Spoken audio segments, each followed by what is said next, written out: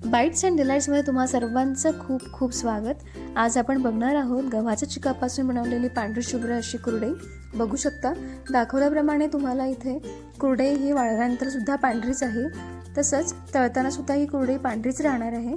त्यासाठी तुम्हाला काही टिप्स फॉलो कराव्या लागणार आहे। व्हिडिओमध्ये मी संपूर्ण टिप्स सांगितलेल्या आहेत, त्यामुळे व्हिडिओ हा शेवटपर्यंत बघा, स्किप करू नका।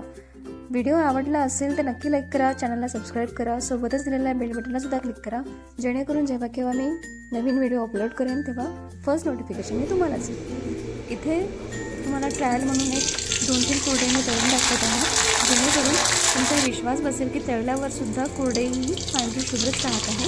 तर तेल तुम्हाला या टेम्परेचरवर गरम करायचं आहे, जेणेकरून कुरडई ही छान फुटून निघेल।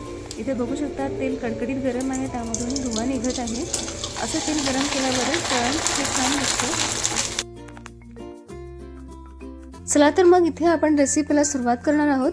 गव्हाचं चीक कसं काढायचं याची रेसिपी ऑलरेडी मी अपलोड केलेली आहे, डिस्क्रिप्शनमध्ये मी लिंक इथे दिलेली आहे, तुम्ही नक्की जाऊन चेक करा आणि गव्हापासून पांढरं शुभ्र असं चीक तयार करून घ्या। त्यानंतर आपण इथे कुरडई बनवण्यासाठी माप घेणार आहोत। जेवढं तुमच्याकडे गव्हाचं चीक असेल तेवढंच पाणी घ्यायचं। इथे 1 डबा मी गव्हाचं चीक घेतलेला आहे आणि 1 डबा पाणी घेतलेलं आहे। एवढ्याच पाण्याच्या वापराने आपल्याला इथे चीक छान शिजवून घ्यायचं आहे, घट्टसर दाटसर असं चीक तयार करून घ्यायचं आहे। पाण्याला छान उकळी आलेली आहे, जाडबुडाचा गंज घ्यायचा, जेणेकरून चीक हा खाली तळाशी लागणार नाही। आणि जेव्हा पाण्याला उकळी आली त्यामध्ये मीठ आणि थोडासा पापडखार घालायचा। त्यानंतर चिकाची बारीक धार सोडायची, एका हाताने फिरवत राहायचं। असेल कोणी सोबत मदतीला तर फारच चांगलं, नसेल तर या प्रकारे तुम्ही बघू शकता बारीक धार सोडायची आणि एका हाताने छान फेटून घ्यायचं, जेणेकरून त्याच्या गाठी तयार व्हायला नको। कारण एक वेळ गाठी तयार झाल्या की त्या मोडायला खूप जड जातात, त्यामुळे सुरुवातीपासूनच धार ही बारीक बारीक करायची आणि ते फिरवत राहायचं। या प्रकारे बेलने साहाय्याने हिरवा किंवा रवी घ्यायची, ज्याने आपण वरण घोटतो ती रवी घ्यायची, त्याने सुद्धा छान तुम्हाला इथे चीक फिरवून घेता येईल। या प्रकारे चीक तुम्हाला फिरवून घ्यायचं आहे, बुडाशी लागता कामा नये याची अतिशय तुम्हाला काळजी घ्यावी लागणार आहे। ही पूर्ण प्रोसेस 10 मिनिटाची आहे। हे सर्व चीक एकजीव झाला की गॅस फ्लेम कमी करायचा आणि त्यानंतर झाकण ठेवून 7 ते 8 मिनिटं शिजवून घ्यायचं आहे। मंद आचेवर झाकण ठेवायचं आणि 2 ते 5 मिनिटांनी चेक करत राहायचं आणि फिरवून घ्यायचं, जेणेकरून चीक बुडाची लागणार नाही याची आपल्याला काळजी घेता येईल। तर इथे आपण आता झाकण ठेवणार आहोत। झाकण ठेवून 7 ते 8 मिनिटं याला वाफेवर छान शिजवून घ्यायचं आहे। फ्लेम ही अतिशय मंद असली पाहिजे, जेणेकरून चीक तळाची लागणार नाही। गव्हाची कुरडई जर खायची असेल तर तुम्हाला त्रास मेहनत दोन्ही गोष्टी घ्याव्या लागणार आहे। रिझल्ट हा 100% आहे। तुम्ही एका प्रयत्नामध्ये चांगली कुरडई तयार करून घेऊ शकता। फक्त तुम्ही मी सांगितल्याप्रमाणेच तुम्हाला स्टेप बाय स्टेप फॉलो करायचं आहे आणि कुरडईसाठी इथे तुम्हाला चीक या प्रकारे शिजवून घ्यायचं आहे। तर बघू शकता इथे चीक आपण छान शिजवून घेत आहोत। या प्रकारे इथे चीक शिजवून झालेला आहे, 10 ते 12 मिनिटं झालेले आहे। चीक आपलं शिजवून तयार आहे। जोपर्यंत चीक शिजत आहे तोपर्यंत आपण इथे पूर्वतयारी करून घ्यायची आहे।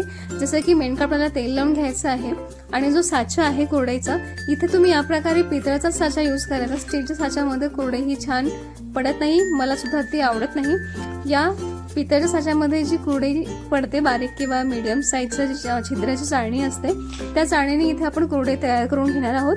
तेल लावून घ्यायचं छान आणि त्यानंतर जेवढं तुम्हाला चीक इथे साच्यामध्ये टाकायचं आहे तेवढं चीक काढून घ्यायचं आणि गंजावर झाकण ठेवायचं, जेणेकरून चीक हा घट्ट येणार नाही।